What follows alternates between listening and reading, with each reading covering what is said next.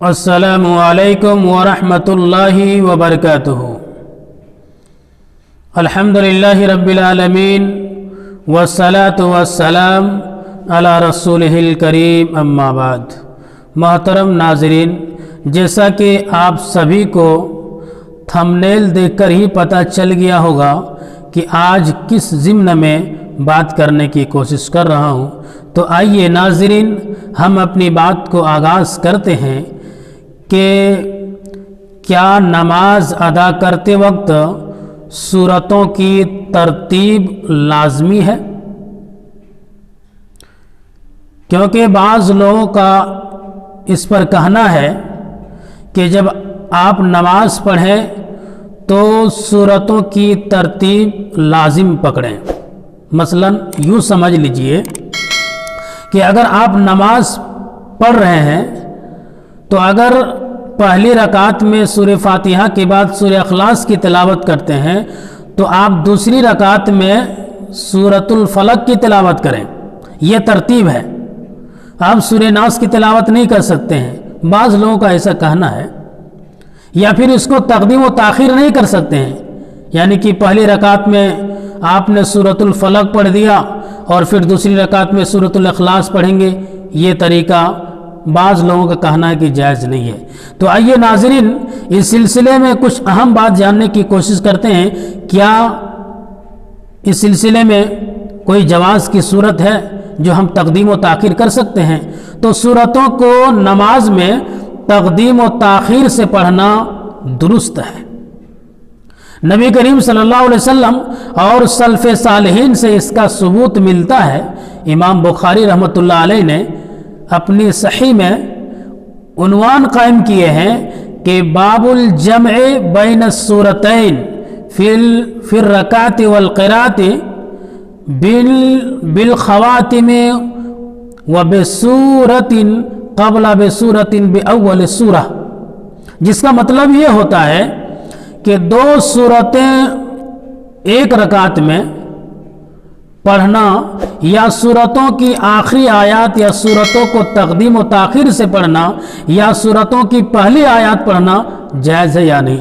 इस सिलसिले में उन्होंने एक बाब कायम किए हैं और इमाम बुखारी रहमतुल्लाह अलैह ने उसके जवाज़ के लिए कुछ आसार भी नकल किए हैं। वो आपकी खिदमत में पेश करता हूँ। सैयदना अनस रज़ियल्लाहु तआला अन्हु से मरवी है, वो बयान करते हैं कि एक अंसारी सहाबी मस्जिद कुबा में उनकी इमामत कराता था, यानी कि मस्जिद कुबा में वो इमामत करते थे। वो जब भी कोई सूरा पढ़ता था तो पहले सूरह इखलास की तिलावत करते थे, यानी कि जब नमाज वो पढ़ाते थे तो सूरह फातिहा की तिलावत करने के बाद वो सूरह इखलास की तिलावत करते थे। उसके बाद फिर दूसरी कोई सूरत मिलाते थे। तो उनका एक मामूल बन गया था कि हर रकात में वो ऐसा करते थे।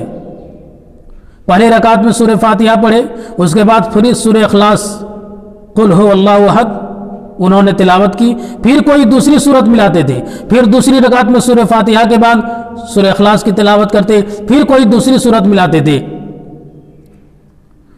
तो ये बार बार वो ये ऐसा करते थे। तो एक दिन मुक्तदियों ने उनसे सवाल किया, कहा इमाम साहब आप नमाज पढ़ाते हैं और हर रकात में सूरह फातिहा के बाद सूरह इखलास की तिलावत करते हैं और उसके बाद कोई और सूरत भी मिलाते हैं, तो ऐसा क्यों नहीं कि सिर्फ सूरह इखलास ही पर इत्तिफाक कर लिया जाए, दूसरी सूरत क्यों मिलाते हैं, या फिर इसकी जगह में कोई और दूसरी सूरत पढ़ लीजिए। तो उन्होंने जवाब दिया, कहा कि मैं इस चीज़ को नहीं छोड़ सकता हूँ, इसको कभी तर्क नहीं कर सकता हूँ। अगर आप लोगों को पसंद है तो मैं इमामत करूँगा, अगर आप लोगों को पसंद नहीं है तो मैं इमामत छोड़ देता हूँ। बहरहाल लोगों ने देखा कि इससे बेहतर कोई और है नहीं, तो फिर खामोश रहे। फिर अल्लाह के नबी जनाब मोहम्मद रसूलुल्लाह सल्लल्लाहु अलैहि वसल्लम वहाँ तशरीफ़ लाए और अल्लाह के नबी जनाब मोहम्मद रसूलुल्लाह सल्लल्लाहु अलैहि वसल्लम की खिदमत में ये बात रखी गई और अल्लाह के नबी से कहा गया कि अल्लाह के नबी हमारे इमाम साहब इस तरह से करते हैं कि सूरह फातिहा की तिलावत करते اور پھر سورہ اخلاص کی تلاوت کرتے، اس کے بعد پھر کوئی اور سورت پڑھتے، اور ہر رکعت میں ان کا یہ معمول ہے کہ سورہ فاتحہ کے بعد اخلاص پڑھتے تھے۔ تو ہم لوگوں نے اسے منع کیا تھا، تو انہوں نے کہا کہ ہم یہ ترک نہیں کر سکتے ہیں۔ ان کو بلایا جاتا ہے امام صاحب کو، اور ان سے کہا، اللہ کے نبی فرماتے ہیں، اللہ کے نبی نے اس سے فرمایا، کہا کہ تمہیں اپنے ساتھیوں کی بات ماننے سے کس چیز نے منع کیا ہے، یا اس سورت کو جو ہر رکعت میں تم پڑھتے ہو سورہ اخلاص کو، تمہیں اس کے پڑھنے پر کس چیز نے ابھارا ہے؟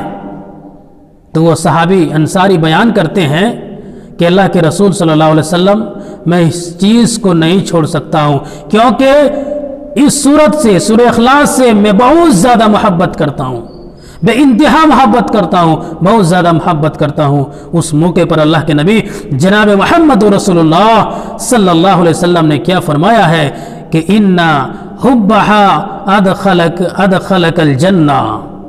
اللہ کے نبی فرماتے ہیں کہ اس کی محبت تجھے جنت میں لے جائے گی، یعنی جس سورہ سے تم محبت کرتے ہو اس سورہ کی محبت تمہیں جنت میں لے جائے گی۔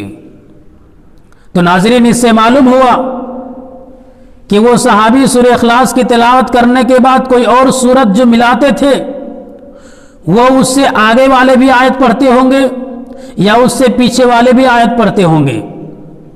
ایسا نہیں کہ وہ اس کی بعد والے آیت ہمیشہ پڑھتے ہوں گے، ایسا نہیں، اس سے آگے والے بھی آیتیں تلاوت کرتے ہوں گے۔ تو اس سے ایک جواز ثابت ہوتا ہے کہ نماز میں سورتوں کی تقدیم و تاخیر آپ کر سکتے ہیں، ورنہ پھر اللہ کے نبی جناب محمد رسول اللہ صلی اللہ علیہ وسلم منع کر دیتے کہ تم ایسا نہیں کر سکتے ہو، اس طریقے سے تم نہیں کر سکتے ہو، اس کو منع کر دیتے، لیکن اللہ کے نبی نے اس سے منع نہیں کیا۔ اس سے معلوم ہوا کہ نماز میں سورتوں کی تقدیم و تاخیر کر سکتے ہیں، آگے پیچھے پڑھ سکتے ہیں۔ اور اس سلسلے میں ایک روایت ہے، حضرت حذیفہ رضی اللہ تعالیٰ عنہ کا بیان ہے کہ میں ایک دفعہ رسول اللہ صلی اللہ علیہ وسلم نماز تہجد ادا کر رہے تھے اور میں بھی شامل ہو گیا۔ اللہ کے نبی پڑھ رہے تھے تو دیکھا کہ اللہ کے نبی تہجد کی نماز پڑھ رہے ہیں اور میں بھی جا کر کے کھڑا ہو گیا ساتھ میں۔ تو آپ صلی اللہ علیہ وسلم نے پہلی رکعت میں سورہ بقرہ، سورہ نساء، پھر سورہ آل عمران کی تلاوت فرمائی۔